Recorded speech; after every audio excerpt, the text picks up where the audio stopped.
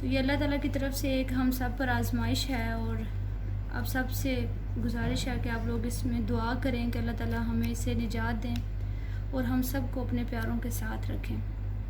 तो जैसा कि स्टूडेंट्स आपको पता है कि हमने स्टार्ट किया है एक ऑनलाइन सेशन, जिसका जो मेन पर्पज़ है वो यही है कि आप लोगों की स्टडीज़ का हर्ज ना हो और आप लोगों का टाइम ज़ाया हुए बगैर एटलीस्ट आप अपने घर में बैठे हुए डिस्टेंस लर्निंग के ज़रिए कुछ ना कुछ सीख सकें और आप इस टाइम को यूटिलाइज़ कर सकें। तो डियर स्टूडेंट्स, अब हमें कुछ स्टूडेंट्स की कॉल आई और उन्होंने कहा कि मैम इस साल तो पेपर कैंसिल हो गए हैं और अभी लगता है कि कोरोना जो है वो 21 जनवरी आगे 2021 तक जनवरी तक जाएगा, तो हमें लगता है कि शायद हमारे नेक्स्ट ईयर भी पेपर कैंसिल हो जाएं। तो एक चीज़ मैं आपको क्लियर कर दूंगी, ऐसा बिल्कुल भी नहीं है, आपके पेपर कैंसिल नहीं होंगे और आपके पेपर इंशाल्लाह नेक्स्ट ईयर ज़रूर होंगे और इंशाल्लाह अल्लाह ताला हमें इस आजमाइश से जल्द निजात देंगे।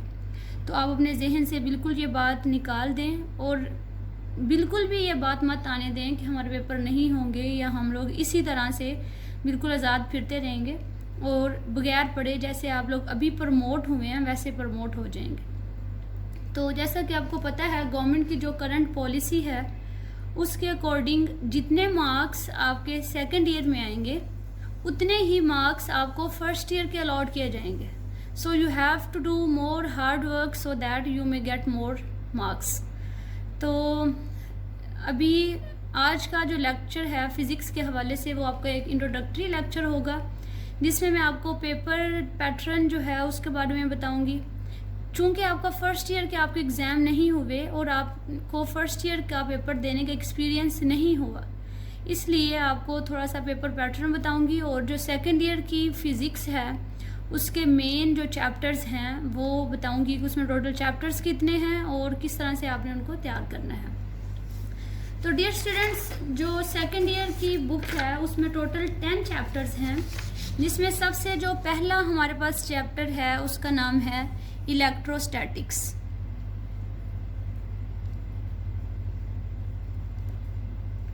अब इलेक्ट्रोस्टैटिक्स में बेसिकली हम पढ़ेंगे कि जो इलेक्ट्रॉन्स की प्रॉपर्टीज़ हैं जब वो रेस्ट पे होता है तो वो किस तरह की प्रॉपर्टीज़ शो करता है और उसकी क्या क्या एप्लीकेशंस आप डेली लाइफ में देख सकते हैं। नंबर 2 जो आपका सेकंड चैप्टर है उसका नाम है करंट इलेक्ट्रिसिटी।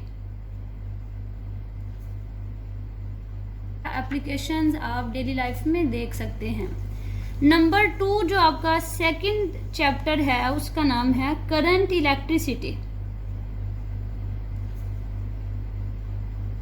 अब करंट इलेक्ट्रिसिटी में आप लोग सीखेंगे कि जैसे इलेक्ट्रॉन एट रेस्ट हम पढ़ेंगे इलेक्ट्रोस्टैटिक्स में, and what are the properties of electron when it is moving. तो as you know that the moving electron produces current, so we will study the properties of electron when it is moving thoroughly in chapter number 2. The next one is electromagnetism.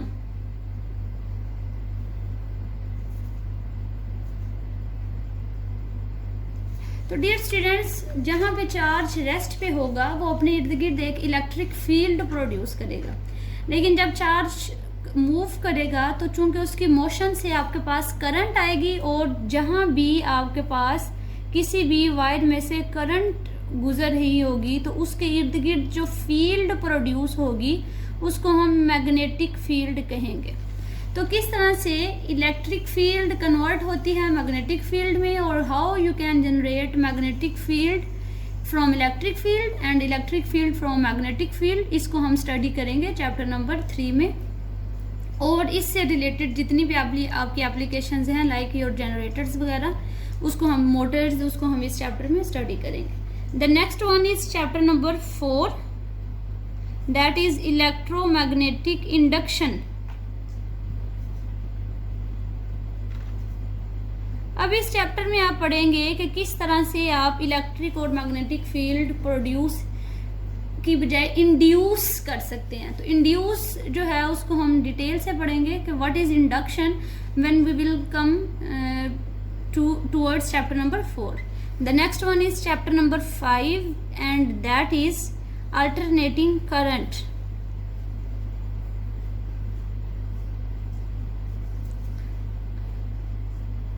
As we have studied in chapter number 2, current, and there are two types of current. The first one is alternating current and the second one is direct current. तो alternating current के बारे में हम detail से पढ़ेंगे chapter number 5 में। उसके क्या क्या एप्लीकेशंस हैं, वो कहाँ कहाँ यूज़ होता है और उसको आप किस तरह से इंड्यूस प्रोड्यूस कर सकते हैं।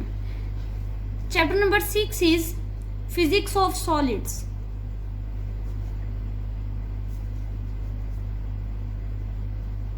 अब आप इसमें सॉलिड्स की जो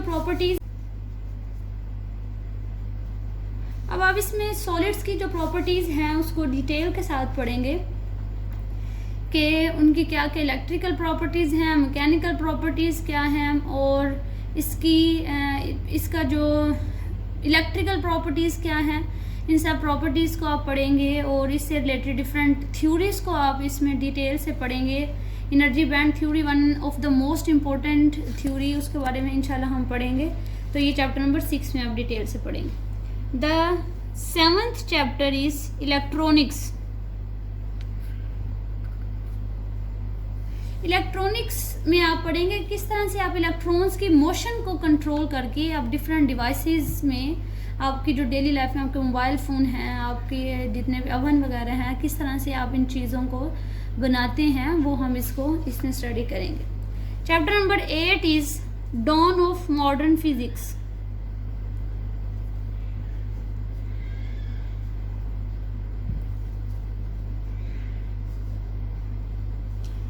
इसमें आप मॉडर्न फिजिक्स के कुछ कॉन्सेप्ट्स पढ़ेंगे। और next chapter number 9 is atomic spectra.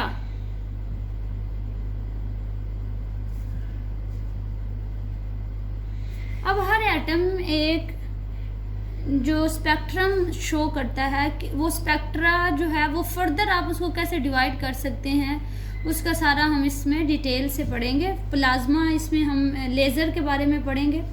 और the last one is nuclear physics. अब इसमें जो न्यूक्लियस के सब्स्टिट्यूएंट्स हैं, कॉन्स्टिट्यूएंट्स हैं, उनके बारे में आप डिटेल से पढ़ेंगे। और न्यूक्लियर रिएक्शंस आप पढ़ेंगे, फिशन फ्यूजन, जो कि ऑलरेडी जिनसे आप थोड़ा बहुत 10th क्लास से फेमिलियर हैं, उसके बारे में पढ़ेंगे। तो अब डियर स्टूडेंट्स, आपको कुछ बता दें कि जो आपके चैप्टर हैं, फर्स्ट 5 चैप्टर, ये सारे के सारे रिलेटेड हैं हमारे इलेक्ट्रिसिटी और मैग्नेटिज्म के साथ।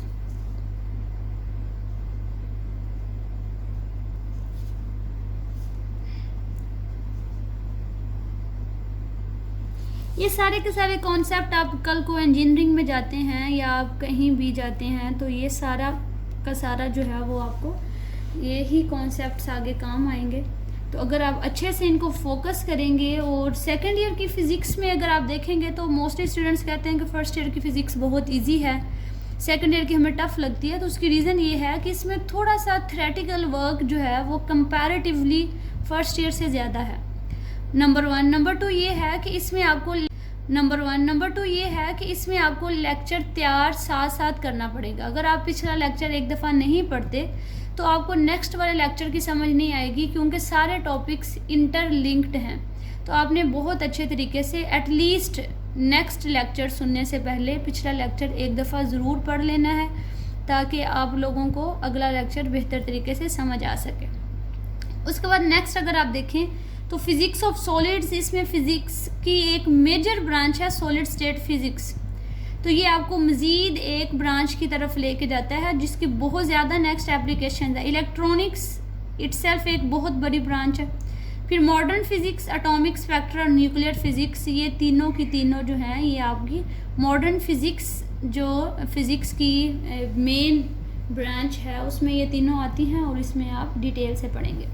अब जब पेपर की हम अगर बात करते हैं तो पेपर का पैटर्न हमारे पास ये होगा कि आपका 17 MCQs आएंगे। उसके अलावा आपके जो क्वेश्चन नंबर 2 है उसमें आपके पास 12 शॉर्ट क्वेश्चन आएंगे और 12 में से आपको 8 जो है वो अटेम्प्ट करना होंगे। इस तरह से क्वेश्चन नंबर 3 होगा, उसमें भी 12 शॉर्ट क्वेश्चन होंगे, आपने 8 अटेम्प्ट करने हैं। और क्वेश्चन नंबर 4 जो है उसमें आपके पास 9 शॉर्ट क्वेश्चन आएंगे और आपको 6 अटेम्प्ट करना होंगे। तो इस तरह से आपको टोटल 22 शॉर्ट क्वेश्चन पेपर में अटेम्प्ट करने हैं आउट ऑफ 31। इसके अलावा क्वेश्चन नंबर 5, 6, 7, 8, 9 ये पांचों के पांचों लॉन्ग क्वेश्चन होंगे और इन 5 लॉन्ग क्वेश्चंस में से आपने अटेम्प्ट करने हैं 3 लॉन्ग क्वेश्चन और हर लॉन्ग क्वेश्चन के 2 पार्ट्स होंगे, जिनमें से मोस्टली जो फर्स्ट पार्ट है वो थ्योरी का होता है और जो सेकंड पार्ट है वो आपके पास न्यूमेरिकल होता है। इसलिए आपने कोई भी शॉर्ट जो आपके पास एग्जाम्पल है उसको मिस नहीं करना और कोई भी आपका जो न्यूमेरिकल है उसको मिस नहीं करना। इंशाल्लाह हम कोशिश करेंगे कि जो भी टॉपिक हम पढ़ें उस टॉपिक के साथ ही उससे रिलेटेड, जैसे कि हम फर्स्ट ईयर में भी करते थे, उसी से रिलेटेड एग्जाम्पल भी हम इंशाल्लाह कर लिया करेंगे और साथ में न्यूमेरिकल भी किया करेंगे। तो wish you all the best. इंशाल्लाह मैं उम्मीद करती हूँ कि आप सब बच्चे बहुत अच्छे से दिल लगा कर इंटरेस्ट लेके इसको पढ़ेंगे, क्योंकि मुझे पता है कि आप समझदार बच्चे हैं और आपको पता है